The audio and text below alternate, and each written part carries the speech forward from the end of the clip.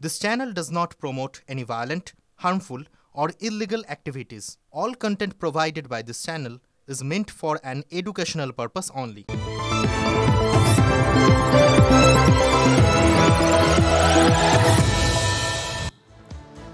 নমস্কার, দেখছেন টিভি9 বাংলা। আপনাদের সঙ্গে রয়েছি আমি শুভজিৎ মিত্র। ঘড়ির কাঁটা রাত 10:30 মানে news top 9। School of tropical মেডিসিনে কাঞ্চন মল্লিকের বিরুদ্ধে দাদাগিরির অভিযোগ। স্কুল অফ ট্রপিক্যালের বিভাগীয় প্রধান মেহবুবার রহমানের সঙ্গে দুর্ব্যবহারের অভিযোগ। শাশুড়ি এবং স্ত্রীকে স্কুল অফ ট্রপিক্যাল মেডিসিনে নিয়ে গেছিলেন কাঞ্চন। দ্রুত রোগীকে দেখতে দিতে হবে, কাঞ্চনের এই দাবি ঘিরে গন্ডগোলের সূত্রপাত।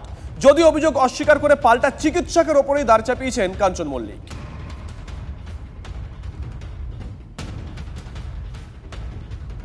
দুর্ব্যবহার কিছু ছিল না, একটা ঘটনা ঘটেছে, আমার একটু হয়তো ঘটনাটা আমার একটু খারাপ লেগেছে। আমি জানিয়েছি আমার বিহেভিয়ারটা আমার খুব খারাপ লেগেছে।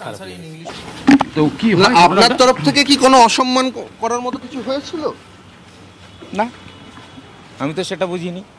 ওনারা একটু ইনস্ট্রাকশন দিচ্ছিলেন যে এই দেন, হ্যাঁ প্রেশারে ওষুধ দেন, এই প্রেশারটা দেখুন, তাড়াতাড়ি প্রেশারটা দেখুন। তারপরে এই যে একটা ডায়াবেটিসের ওষুধ চলছিল, সেটা রিপোর্ট দেখার আগে উনি বলছেন ওটা চলবেন কি চলবে না। সেখানে আমি উত্তর দিতে গিয়ে একটু দেরি হয়েছে, আমাকে তো পেশেন্টটাকে দেখতে হবে। তখন উনি রেগে গেছেন কোনোভাবে, আমি নাকি ডাক্তারের মতো বিহেভ করিনি। वो लड़की बहुत तरह का बात मैंने ऐसा बात बोली, वीडियो बनाने लगी। फिर एक दीदी थी, दीदी रिपोर्ट मैंने उसको रोकी कि वीडियो मत बनाओ, हम देखते हैं। फिर सर कुछ भी नहीं बोले, सर बोला हम जा रहे हैं तो रुको, जा रहे हैं। लेकिन सर का बात मानी नहीं रही। आप अपना नंबर दीजिए, अपना नाम बताइए, हम बोलेंगे। অনেক পেশেন্ট দেখছিল স্যার, সেই সময় আমি রিপোর্টটা দিতে যাই। তো কাঞ্চন মল্লিক ছিল ওখানে, কাঞ্চন মল্লিকের ওয়াইফ ছিল। কোনো কারণে হয়তো পেশেন্ট, একটা বাচ্চা পেশেন্ট দেখছিল, সেই মুহূর্তে উনি ওনার ওয়াইফ একটা কিছু রিপোর্ট দেখাতে গেছে বা কিছু জিজ্ঞেস করেছে। তো উনি সেটার যথাযথ অ্যান্সার দিতে পারেনি, কারণ অলরেডি একটা পেশেন্ট দেখছিল, আমাদের যেটা সামনে হয়েছে। এই হচ্ছে কাঞ্চন মল্লিকের বিরুদ্ধে অভিযোগ। তিনি কি যুক্তি দিয়েছেন, তিনি পাল্টা কি অভিযোগ করেছেন, শুনুন। আমার স্ত্রী সেখানে জিজ্ঞেস করে, ডাক্তারবাবু এই মেটফরমিন ট্যাবলেটটা কি চলবে না বন্ধ করে দেবো? তাতে উনি হঠাৎ রিয়াক্ট করে বলে, না আপনি কি এমবিবিএস ডাক্তার? তাহলে আসুন, আপনি এখানে বসুন, এখানে এসে আপনি প্রেসক্রিপশন লিখে নিন, যে বুঝে নিন। বললাম, স্যার আপনি একদম রুড বিহেভ করছেন কেন? আমি একটা পেশেন্ট জিজ্ঞেস করতে পারবে না যে এই ওষুধটা চলবে না বন্ধ হবে? না আপনি কেন ওরকম ভাবে? আমি বললাম, কি বললাম? আমি তো বললাম যে এটা কেন চলবে কি বন্ধ হবে এইটুকু জিজ্ঞেস করার। তাতে উনি হাউ হাউ করে চিৎকার করে উঠলেন। স্বাভাবিকভাবেই আমার খারাপ লেগেছে, সেটা আমি বললাম, এই কিভাবে কথা বলছেন, এভাবে কেন কথা বলছেন? তখন উনি বলছেন যে হ্যাঁ আপনি আগে সুগার টেস্ট না করলে। আমি বললাম, সেটাই তো প্রথমে বলতে পারতেন, আমি তো শুধু জিজ্ঞেস করেছি। তা স্বাভাবিকভাবেই তো এইটা তো আমি জিজ্ঞেস করতে পারি না? না আমি 2000 পেশেন্ট দেখি। আমি বললাম, সেটা তো ডিউটি, ওপিডি খোলা রয়েছে, সেই জন্যই তো আপনি তো সবাইকেই দেখবেন। আর আমি তো আলাদা করে কোনো এক্সট্রা ফেসিলিটি চাইতে যাইনি, আমি তো ওপিডিতে একটা কার্ড করিয়ে নর্মালি দেখাতে গেছি। তাতে এই ব্যবহার, চিৎকার চেঁচামেচি শুরু হয় এবং তারপর এইটাই হয়। আমি শুনলাম উনি নাকি বলছেন না আমি নাকি হাতাহাতি, তাই কিচ্ছু হয়নি। স্কুল অফ ট্রপিক্যাল মেডিসিনের ডিরেক্টর তিনি কি বলেছেন এই বিষয়ে, শুনুন। স্বাস্থ্য দপ্তরে জানিয়েছি, স্বাস্থ্য দপ্তর থেকে যেমন যা যা বলা হবে সেটা করা হবে।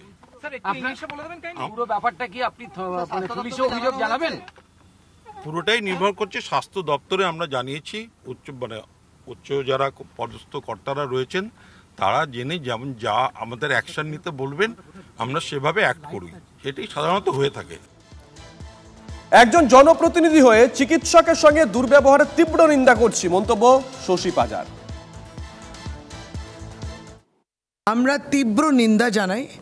আমরা মনে করি ডাক্তার কিংবা যে কোনো স্বাস্থ্যকর্মীর সঙ্গে কোনো রকম দুর্ব্যবহার যেন কেউ না করে, এবং এটা খুবই দুর্ভাগ্যপূর্ণ বিষয় যে একজন জনপ্রতিনিধি তিনি স্কুল অফ ট্রপিক্যাল মেডিসিনের যিনি হেড অফ ডিপার্টমেন্ট আছেন ডক্টর রহমানের সঙ্গে একটা অভব্য আচরণ করেছেন।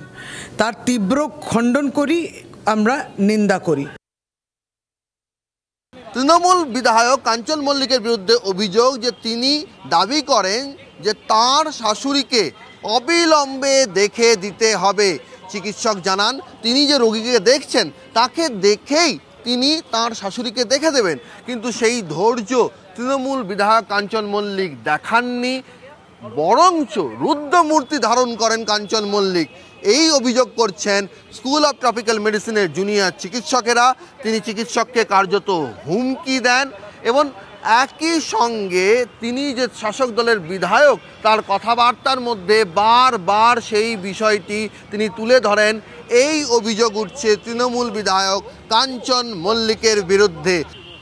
যিনি বিভাগীয় প্রধান রয়েছেন, যার সঙ্গে দুর্ব্যবহারের অভিযোগ, তিনি কর্তৃপক্ষকে লিখিত অভিযোগ জানিয়েছেন এবং সেই অভিযোগের ভিত্তিতে স্বাস্থ্য ভবনকে বিষয়টি জানানো হয়েছে। তা জানিয়েছেন স্কুল অফ ট্রপিক্যাল মেডিসিনের ডিরেক্টর শুভাশিস কমল গুহ।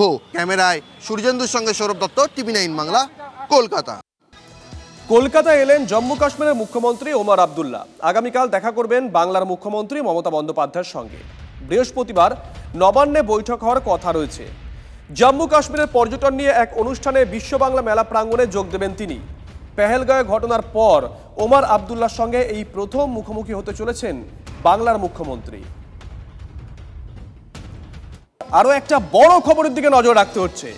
রাজ্যের মুখ্যমন্ত্রী ও শীর্ষ আধিকারিকদের উপেক্ষা করে সরাসরি জেলায় নিযুক্ত নিচুতলার আধিকারিকদের চিঠি দিচ্ছে কেন্দ্র। গুরুতর অভিযোগ কৃষি দপ্তরের তরফে। এই মুহূর্তে নিঃসন্দেহে বড় খবর। দীক্ষা ভুঁইয়া আমাদের সঙ্গে রয়েছেন টেলিফোন, আমাদের সহকর্মী। দীক্ষা, কোন কোন আধিকারিকের কাছে এখনো পর্যন্ত চিঠি গেছে, কি অভিযোগ, ওই চিঠিতে কি লেখা আছে, কোনো ইনস্ট্রাকশন কি? নবান্ন গোটা বিষয়টা দেখছে কিভাবে? এখনো পর্যন্ত রাজ্যের তরফ থেকে পাল্টা কেন্দ্রের দিকে কোনো চিঠি অভিযোগ গেছে? প্রথমেই বলে রাখি, মূলত এই ঘটনাটি ঘটেছে রাজ্যের কৃষি দপ্তরের সঙ্গে। কৃষি দপ্তরের মন্ত্রী হচ্ছেন শোভনদেব চট্টোপাধ্যায় এবং সচিব আছেন মিনা স্যার। সেই সচিবকে এড়িয়ে, শুধু সচিব নয়, সাধারণত যুক্তরাষ্ট্রীয় পরিকাঠামোয় কোনো যদি কেন্দ্রীয় সরকারের কোনো রিপোর্ট দরকার হয়, তারা মুখ্যমন্ত্রী বা মুখ্য সচিবকে চিঠি পাঠায় বা সেই সংশ্লিষ্ট দপ্তরের সচিবকে অর্থাৎ প্রিন্সিপাল সেক্রেটারিকে চিঠি পাঠিয়ে রিপোর্ট চায়। এক্ষেত্রে গত কয়েকদিন ধরে দেখতে পাওয়া যাচ্ছে, কৃষি দপ্তর দেখতে পাচ্ছে যে তাদের যারা জেলা স্তরের নিচু কর্মী বা ডিরেক্টর রয়েছেন তাদেরকে কেন্দ্র থেকে সরাসরি একটি হোয়াটসঅ্যাপ গ্রুপ করে তাতে যোগ দিতে বলা হচ্ছে এবং সেখানে তাদের প্রত্যেক দিনের রিপোর্ট জমা করতে বলা হচ্ছে। আর এই জায়গাতেই আজকে কৃষিমন্ত্রী শোভনদেব চট্টোপাধ্যায় ক্ষোভ উগরে দিয়েছেন। তিনি অবিলম্বে মুখ্যমন্ত্রীর নজরে আনবেন বলে জানিয়েছেন এবং তিনি যেটা বলেছেন যেটা যুক্তরাষ্ট্রীয় পরিকাঠামোর পরিপন্থী এবং অযৌক্তিক। তার কারণ, কোনো দপ্তরের রিপোর্ট চাইতে গেলে সাধারণত মুখ্যমন্ত্রী বা মুখ্য সচিবকে চিঠি দিতে হয়, না হলে সেই দপ্তরের মন্ত্রী বা প্রিন্সিপাল সেক্রেটারিকে চিঠি দিতে হয়। কিন্তু এখানে না শোভনদেব চট্টোপাধ্যায়কে চিঠি দেওয়া হয়েছে, না কৃষি দপ্তরের সচিবকে দেওয়া হয়েছে। নিচু তলার কর্মী অর্থাৎ জেলা স্তরের কৃষি কর্মী এবং যারা আধিকারিক তাদেরকে বলা হচ্ছে হোয়াটসঅ্যাপ গ্রুপে যোগ দিতে। ধন্যবাদ দীক্ষা। এদিকে আদালতে ফের ঘোষিত সিবিআই। আরজিকর মেডিকেলে ক্রাইম সিন ঘুরে দেখার জন্য তিলোত্তমার বাবা মায়ের করা আবেদন খারিজ করল শিয়ালদা কোর্ট। হাইকোর্ট আবেদনে নিষ্পত্তি করতে বলেছিল শিয়ালদা কোর্টকে। সিবিআই আপত্তি না করলেও রাজ্য সরকার তিলোত্তমার বাবা মায়ের আবেদনে আপত্তি জানায়। ক্রাইম সিন ঘুরে দেখার আবেদনে আপত্তি জানায় অভিযুক্তরাও। সিবিআইয়ের অবস্থা খুব শোচনীয়, বুঝতে পারছি না কেন নো অবজেকশন দিল।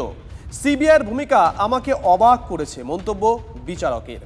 নিম্ন আদালতের এই আবেদনে অনুমোদনের অধিকার নেই, সিবিআই তদন্ত চলছে। এই অবস্থায় প্রাইভেট পার্টিকে অনুমতি দিতে পারি না, সিবিআইকে ভর্ৎসনা করে মন্তব্য বিচারকের। রাজ্য সরকারের ভাষা এবং পয়েন্ট, রাজ্য অভিজিৎ মণ্ডলের পয়েন্ট এবং ভাষা এবং সন্দীপ ঘোষের পয়েন্ট এবং ভাষা একই ছিল। সুতরাং রাজ্য সরকার কোনোভাবে চাইছে আমরা যেন বিচার না পাই।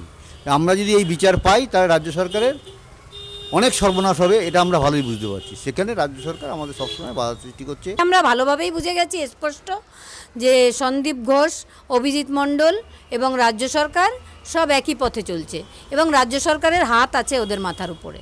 আর একটা বিষয় পরিষ্কার করতে চাই, সিবিআইও এখানে যেহেতু নিজেরা অবজেকশন দিতে পারছে না, সেই জন্য রাজ্য সরকারকে সঙ্গে নিয়ে যাতে আমরা ক্রাইম সিনে না যেতে পারি সেই ব্যবস্থাটা করছে।